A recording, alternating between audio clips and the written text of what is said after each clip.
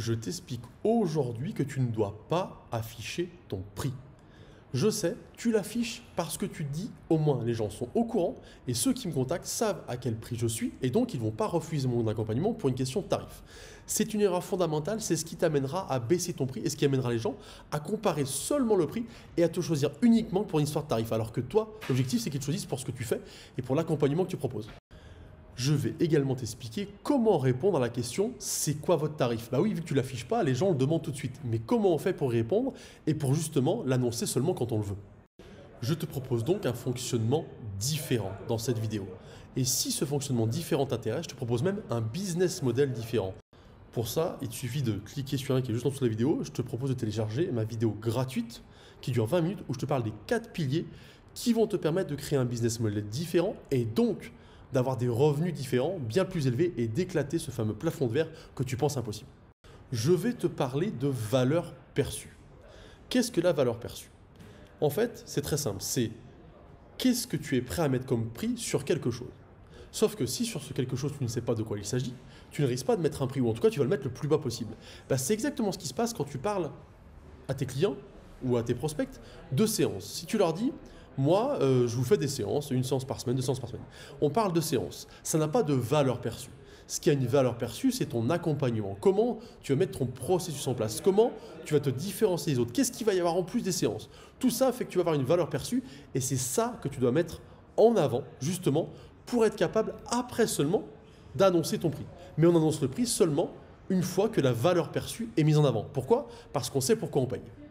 Si je te prends une comparaison de marque de voiture, pourquoi on paye plus cher certaines marques que d'autres, Audi, Mercedes, etc.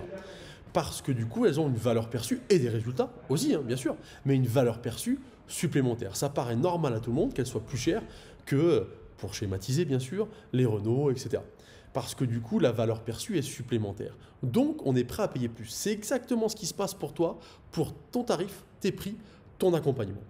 Tu dois avoir en tête que tu ne donnes ton prix qu'après avoir mis en avant ta valeur perçue, ce que tu fais, comment tu accompagnes les gens, quels sont tes résultats et comment tu fonctionnes. Et là, à ce moment-là, tu vas pouvoir parler du prix.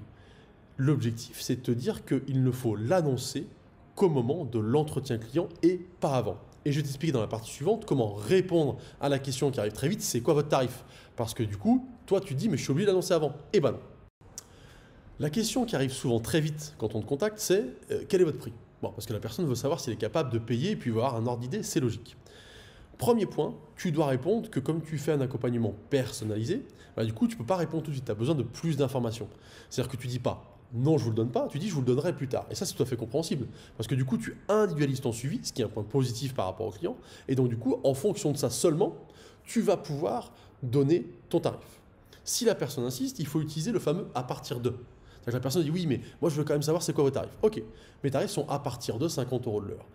Elle est rassurée, elle a un ordre de prix et toi tu n'as pas donné ton prix. Ça te permet d'avoir une largeur parce que tu as bien dit et tu dis bien c'est à partir de et en fonction du type d'accompagnement, de vos problématiques et ce dont on va discuter, et ben du coup le prix va varier.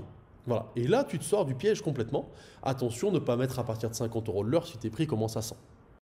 Tu vois, c'est une manière différente de fonctionner qui se fait forcément différemment, mais c'est ce qui va te permettre de vendre plus cher parce qu'on ne vend pas 10 séances à 100 €, donc 1000 €. Tu vois, ça ne marche pas, les gens partent en courant.